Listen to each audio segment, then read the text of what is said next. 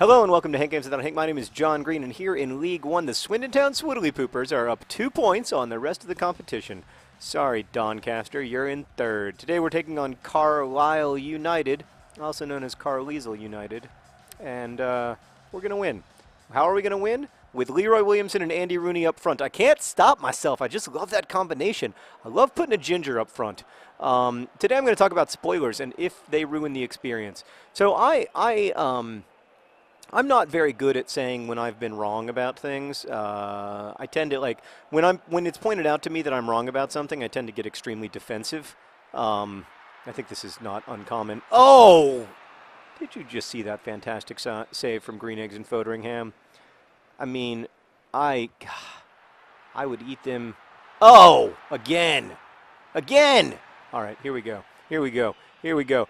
Oh, it's he who shall not be named. Coming out of the back. Look at the speed he's got. Look at the speed he's got. Just stay out of his way, for God's sakes. He who shall not be named. Oh, oh, oh, Andy Rooney, you got to finish there. Oh, Andy Rooney. That was going to be the goal of the Swoodilypooper, the best goal in Swoodilypooper history. Oh. He who shall not be named just had one of the greatest runs I've ever seen, and Andy Rooney. I'm sorry, but it's true. John Green puts that out in the back of the net 10 times out of 10, and then he who shall not be named is exhausted and not a very good header of the ball, and that happens. Anyway, yes, I'm not good at saying when I've been wrong, because my impulse is to just be defensive, and instead of apologizing, it's to like defend whatever I said that was wrong, or when I've changed my mind, to sort of change my mind slowly and, you know, in reserved conservative ways or whatever.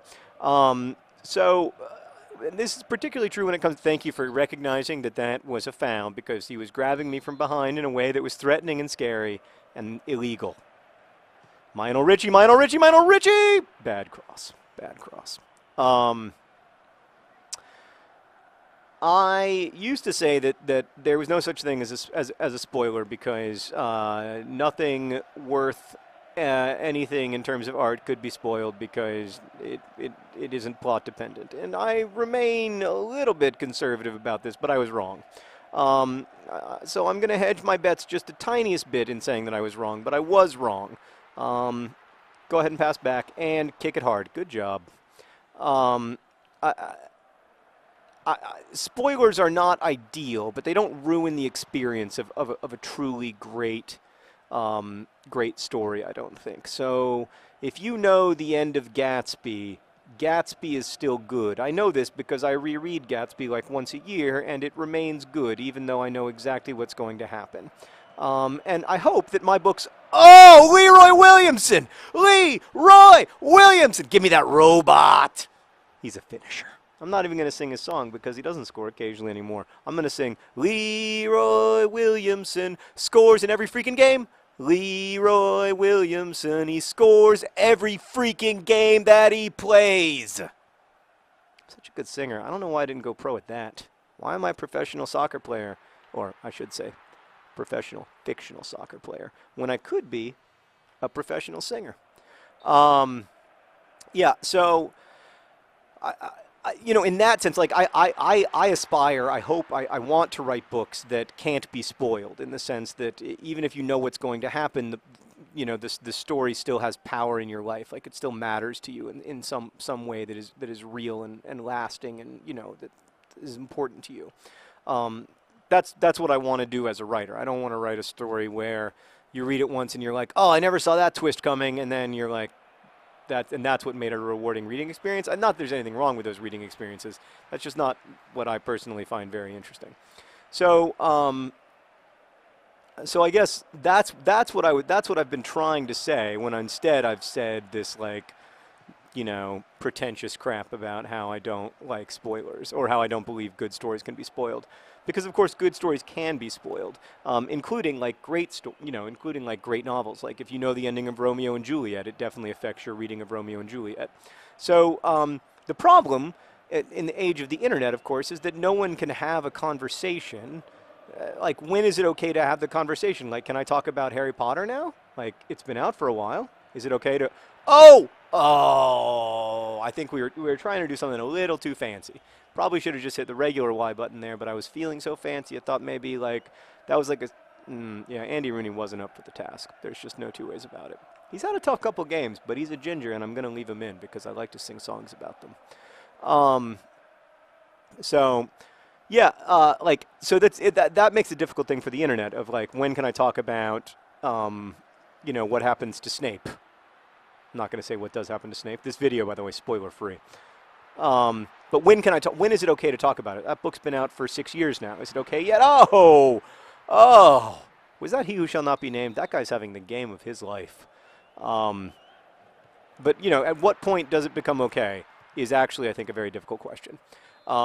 And I don't have a particularly good answer for it because, to me, like, at this point, I think it should be okay for people to talk about The Fault in Our Stars, right? Except 99.9% of Americans, this is true, have not read The Fault in Our Stars. I know, it's shocking, but it's true. 99, maybe 99.8. A very large percentage of Americans. So like 1 in like 600 or 700 Americans has read The Fault in Our Stars. Now, like, that book has been wildly successful beyond all of my dreams, and I don't mean in any way to imply otherwise, but that's the definition of a successful book, is that it doesn't sell, millions and millions of copies, except in very, very rare cases. And even then, I mean, let's talk about The Hunger Games. What percentage of Americans have read the Hunger Games trilogy? Maybe 4%? So 96% of Americans have not read The Hunger Games. Maybe 95% of Americans, but somewhere around there.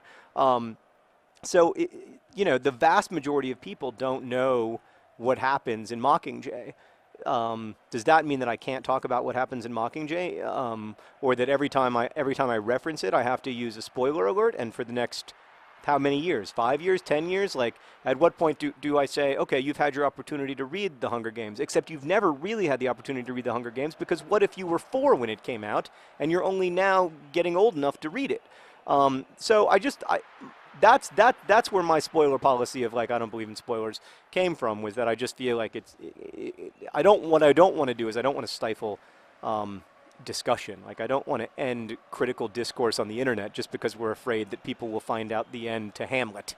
So that's where it came from. However, when I wrote a book that was, for lack of a better word, I never thought of Looking for Alaska as spoilable, to be honest with you. Like, I always thought that it was, I meant it to be not surprising what happens. I remember when my mom read the book, and she thought that the chapters, for those of you who haven't read it, which is the vast majority of you, there are no real chapters, but like the sections of the book count down. The first half of the book counts down toward an event, and then the second half of the book counts down away from an event. So the first section is called, oh no! No, the first section is called 136 Days Before. Sorry, Meredith, did that hurt your ears?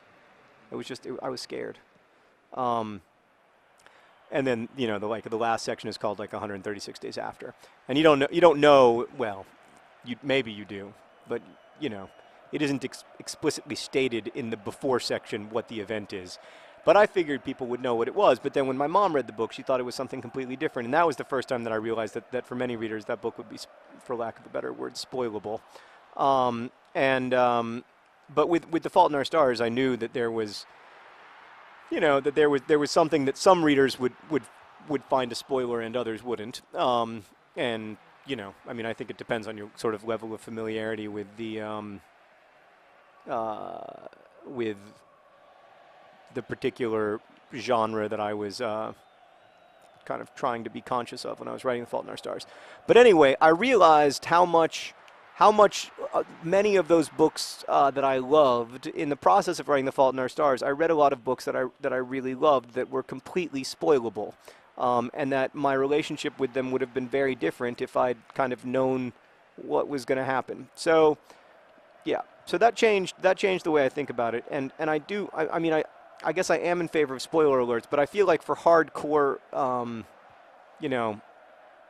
it was really important to me that the people who pre-ordered The Fault in Our Stars, who made that commitment, and there were a lot of them, there were like 60,000 of them, that those people get to read the book, and they get to read it, the way that they kind of all get to read it on equal footing, for lack of a better term. You know that like their book was going to be the same as anyone else's book.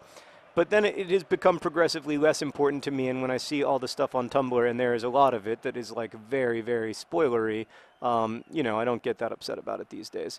I figure that, you know, it's just part of the book having been out for, you know, now almost a year and a half. So yeah, that's my take. Oh, I think we got to make a change. You know, I want to commend both Leroy Williamson. What did I just do? Why did I put C stuff in goal? That was crazy. I want to commend both Leroy Williamson and Andy Rooney on some fantastic performances. But the truth is that the bedrock of this team has always been three men named John Green. Me, John Green, and John Green. And that's not going to change. So I'm bringing them back if indeed there is a stoppage of play between now and the end of the game, which there may not be. Oh, boy. Woo, doggy. That was some tense stuff there. Good job, boys. All right, there's probably not going to be a stoppage of play. Got to accept it. Andy Rooney and Leroy Williamson are going to end the game, but are they going to end the game winners? Yes! Congratulations to the Swoodilypoopers. Spoiler alert, we won. Oh, look at those beautiful gingers. Look at them. Look at them together. Oh, God. Oh, thank you. Thank you, FIFA gods, putting those gingers in a shot together. Best wishes.